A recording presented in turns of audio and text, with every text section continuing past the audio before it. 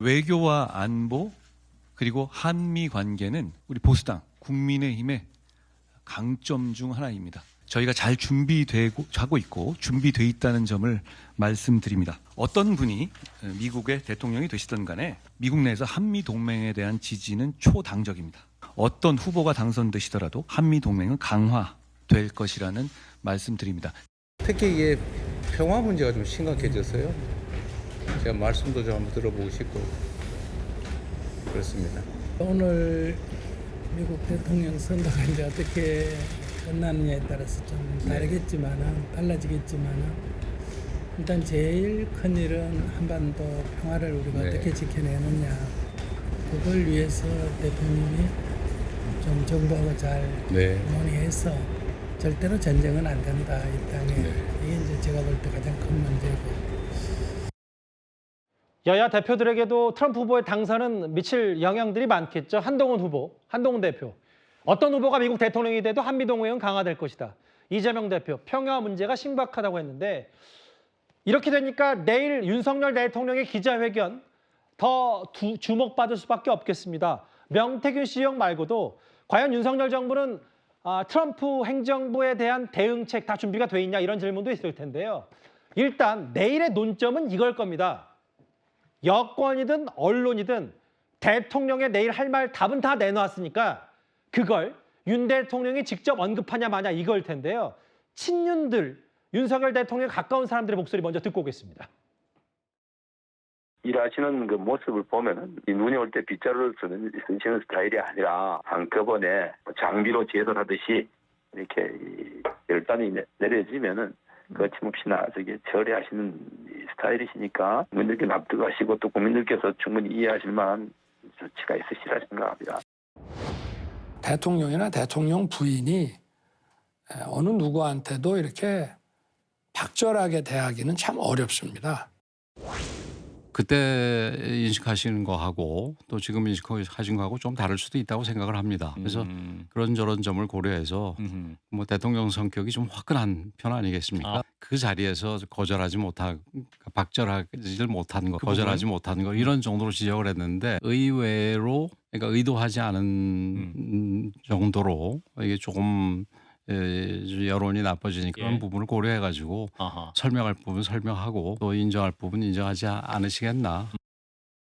그 윤기찬 부위원장님, 친윤들도 뭐 거침없이 화끈하게 뭐 이런 표현을 썼는데 어느 정도 그 얘기를 내일 기자회견 내용을 미리 좀 알고 얘기하는 걸까요? 아마 이제 갑자기 이제 기자회견 일정이 사실 논의되는 거에 비해서 땡겨졌잖아요. 그러다 보니까 어느 정도 대통령의 의중은 상징적인 조치를 염두에 둔 것이 아니냐라고 이제 다들 그렇게 해석을 하는 것 같고요.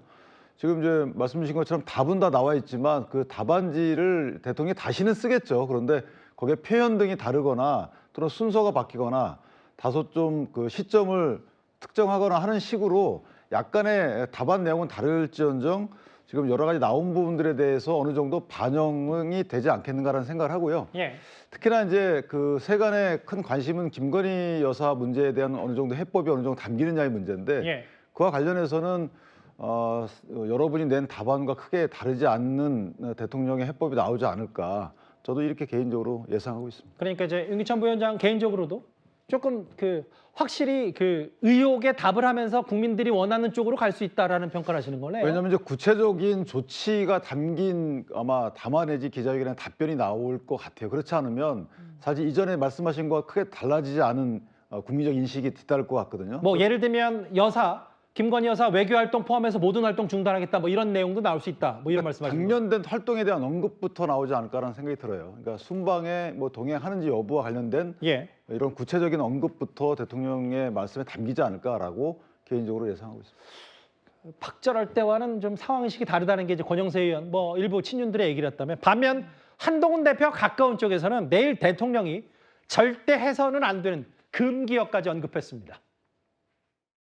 저는 뭐 그 사과가 그 여사에 대한 거는 나중에 여사께서 따로 본인이 또 말씀을 하셔야 된다고 생각해요. 그거를 뭐 내 남편이 사과했으니까 뭐 그게 끝이다 이렇게 생각하시지 않았으면 좋겠어요. 저는 가급적이면 이번에 에이펙으로 나가시는 것도 안 나갔으면 좋겠어요. 왜 소나기가 오면 일단 피해라는 얘기도 있잖아요. 지금 네. 현재 국민 여론이 이렇게 나쁜데 거기다 대놓고 우리 저 자제하겠습니다. 대외 활동 자제하겠습니다. 하지만 이번엔 같이 나가야겠습니다라고 이런 모습을 보이는 게 아마도 굉장히 여론에 악영향을 미칠 것 같아서 이건 제 희망 사항입니다. 이번에는 안 나가시는 게 좋겠다는 생각을 합니다. 내일 대통령께서 꺼내지 않았으면 하는 워딩이 뭘까? 금기어 3개를 뽑아봤거든요. 뭐냐면 이건 불법은 아니잖아요. 그다음에요.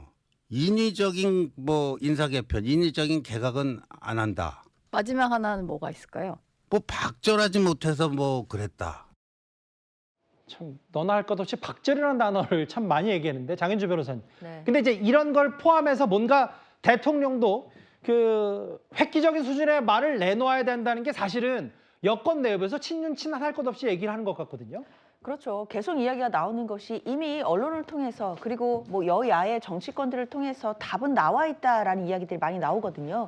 그만큼 지금 이 상황에서 해법은 이미 주어진 것 같습니다. 대통령이 어느 정도까지 수용하고 대통령의 입으로 그 얘기를 할 수 있느냐 이것에 달려 있다라고 할 텐데요. 예. 그렇기 때문에 그동안에 나온 정도의 수준에서 대통령이 뭐 사과를 한다든지 뭐 유감 표명을 한다든지 어느 정도의 해명을 하고 김건희 여사가 뭐 11월 외교 일정에 동행하겠다 뭐 이런 식의 이야기들이 나온다라고 한다면 예. 저는 국민들께서 실망하실 거라고 생각합니다. 결국 국민들이 원하는 정도의 수준 그리고 뭐 친윤계에서 이야기하는 뭐 파격적이고 뭐 거침없는 이야기가 된다라고 한다면 예. 저는 특검법을 수용하겠다라는 말이 대통령의 입에서 나와야 된다고 생각하거든요. 예. 그 정도의 수준이 아니다라고 한다면 기존의 대통령실에서 나왔던 해명과 뭐 사실은 저는 크게 다를 바 없을 것이라고 생각이 들고 김건희 여사의 어떤 그동안의 논란에 대해서도 대통령이 만약 사과를 하신다라고 하더라도 그 사과의 진정성은 결국 앞으로 어떻게 하겠다라는 그 재발 방지 방안에 있는 것일 텐데 그것은 특검법 말고는 지금은 대안이 없지 않나 이렇게 생각됩니다. 대통령도 조금 전에 메시지를 내놨습니다.